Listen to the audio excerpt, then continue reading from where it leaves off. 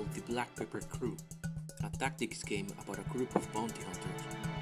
This is Devlog number 2, and I'll be talking about the board, which is a vital component of the game's architecture.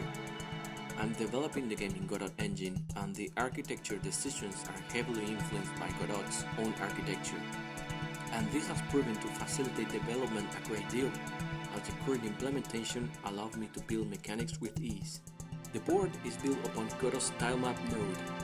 This node is fully packed with features that help in the creation of all kinds of levels, from side-scrolling platformers to top-down adventures to isometric games.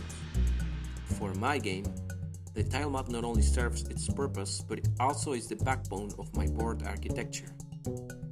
The board needs to perform 4 major tasks: keep track of empty cells, keep track of occupied cells by units or objects, show abilities ranges, and get the most efficient routes between 2 cells.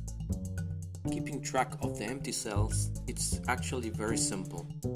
I use the tilemap node functions to do it rather quickly by checking any given cell ID in the given position. If the cell returns an invalid cell, then it's a cell outside of the board. If not, I need to see if the cell is occupied by a unit or object. For that, I keep a handy dictionary with references to all the objects on the board, using the cell's position as its key ID. To keep this dictionary up to date, I created a set of functions: place unit, grab unit, and is unit placed. These functions allow me to put or move a unit or object from the board and update the dictionary accordingly, as well as provide an API for the other nodes in the game working with the board.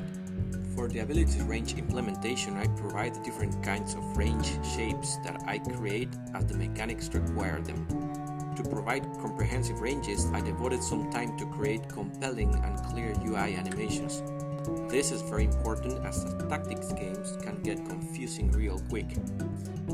I remember playing Tactics Ogre Let Us Cling Together for the SNES in Japanese, without understanding a single word when I was a kid.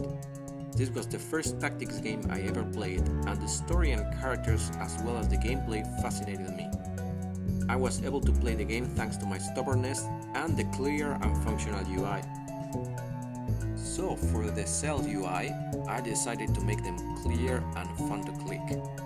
If you think about it, a tactics game is a game about clicking squares, so I might as well squeeze all the juice I can from these squares. To make it juicy, I applied some shader animations to the cells. I used vertex shader moving up and down the vertices in a sine wave pattern to make the cells pop. It also gave them this 3D feel for free, as the assets are pure 2D pixel art. I also added some color animations to showcase different types of ranges: blue for movement, orange for combat, and green for special abilities. My tilemap node approach to the board presented its first inconvenience when I tried to use these shaders for the tiles. Godot's tilemap node is built for level editing after all, so I had to trick the engine a little bit. As I don't have an actual cell object, I can only change the cell ID in any given cell position on the tilemap. I don't have a way to activate the shader animations per cell, just per tile. This means that I can only set the animation for my cell types, thus animating all the tiles of the same type and not the specific tile I want to underline.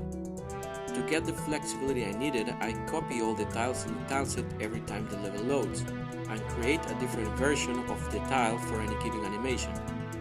Then it is just a matter of changing the ID of the specific cell I want to animate to the ID of its animated tile version, and voila!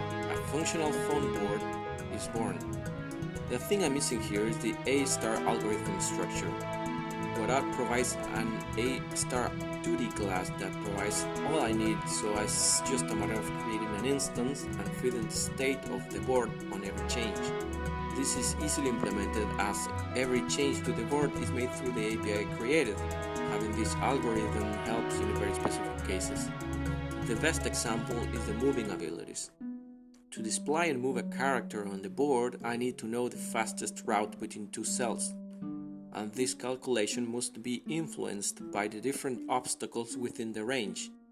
Thanks to this A-star algorithm, this task is pretty easy, and the only thing I have to worry about is to keep the A-star object updated with the state of the board. With this, I conclude today's devlog. Thanks for watching and see you on the next one. Bye!